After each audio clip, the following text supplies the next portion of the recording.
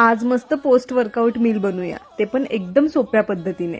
Video शेवटपर्यंत बघा, म्हणजे तुमचं मील तुम्हीच बनवू शकता, आई बहीण कोणालाही मस्का न लावता। सर्वात आधी चिकन ब्रेस्टला होल पाडून घ्यायचे आहेत। जर तुमच्याकडे टूल नसेल तर तुम्ही सुरीही वापरू शकता। मग चिकनला 20 ते 30 मिनिट मॅरिनेट करून ठेवायचंय।